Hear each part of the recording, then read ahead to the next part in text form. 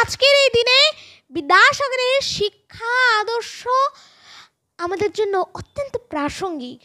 আমরা যারা ছাত্ররা আমরা প্রতিজ্ঞা করব যে আমরা তার দেখানো পথ অনুসরণ করে জীবনের সততা ও মানবতার সেবা করতে পারি।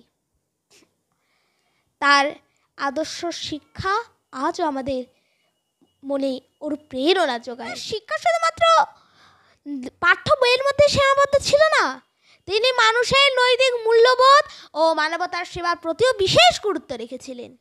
রবীন্দ্রনাথ ঠাকুর বিদ্যাসাগর সম্পর্কে বলেছিলেন, তিনি ছিলেন চরিত্রের সমুদ্র, মানবিকতার এক অসীম দৃষ্টান্ত। আজ আমরা একত্রিত হয়েছি এক মহামানব ঈশ্বরচন্দ্র বিদ্যাসাগরের জন্মজয়ন্তী উদযাপন করতে।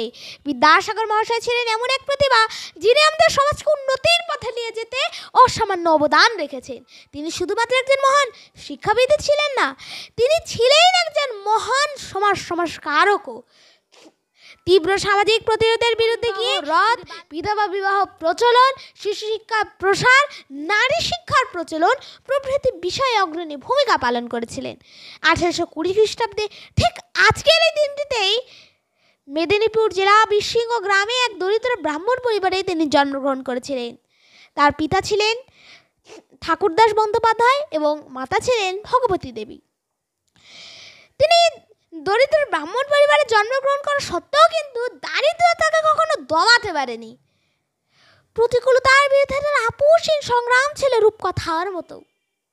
ভাবা যায় সে 4-5-এ পড়া ছেলেটি তার পিতার সাথে এক একা কলকাতায় ভাড়া বাড়িতে থাকছে, একা একা রান্না করছে, একা একা বাজার ঘাট করছে।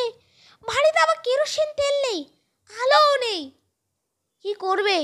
বাইরে গ্যাসের লাইটে গিয়ে পড়াশোনা করে। পরে সংস্কৃত সাহিত্য অগাধ পাণ্ডিত্যের জন্য তিনি বিদ্যাসাগর উপাধি লাভ করেছিলেন। শিক্ষা শুধুমাত্র পাঠ্য বইয়ের মধ্যে সীমাবদ্ধ ছিল না, তিনি মানুষের নৈতিক মূল্যবোধ ও মানবতার সেবার প্রতিও বিশেষ গুরুত্ব রেখেছিলেন। রবীন্দ্রনাথ ঠাকুর বিদ্যাসাগর সম্পর্কে বলেছিলেন, তিনি ছিলেন চরিত্রের সমুদ্র, মানবিকতার এক অসীম দৃষ্টান্ত। এই শিক্ষা থেকে আমরা জানতে পারি যে প্রকৃত শিক্ষা কেবলমাত্র জ্ঞানার্জন নয়, মানবতার সেবার প্রতি আমাদের নিবেদিত হওয়া উচিত। একবার এক মুসলিম অধ্যুষিত গ্রামে প্রচুর কয়লা হয়েছে, প্রচুর লোকের মৃত্যু ঘটছে। বিদ্যাসাগর মহাশয় যখন সেটা জানতে পারলে তখন তিনি আর সময় নষ্ট না করে বেরিয়ে পড়লেন ঠিক সেই গ্রামের পথে। গ্রামে পৌঁছাবার সাথে সাথে তার সামনে পড়ে থাকে এক কলেরা রোগী। কেউ তার সাহায্য করছে না, সে জীবনের ভিক্ষা চাচ্ছে।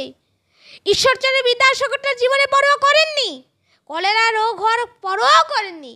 তিনি তাকে পাঁজা কোলা করে তুলে নিয়ে গেলেন হাসপাতালের দিকে। পরে চিকিৎসা পেতে ঠিকও হয়ে গেলেন। আজকের এই দিনে বিদ্যাসাগরের শিক্ষা আদর্শ আমাদের জন্য অত্যন্ত প্রাসঙ্গিক। আমরা যারা ছাত্ররা আমরা প্রতিজ্ঞা করব যে আমরা তার দেখানো পথ অনুসরণ করে জীবনের সততা ও মানবতার সেবা করতে পারি। তার আদর্শ শিক্ষা আজও আমাদের মনে ওর প্রেরণা যোগায়।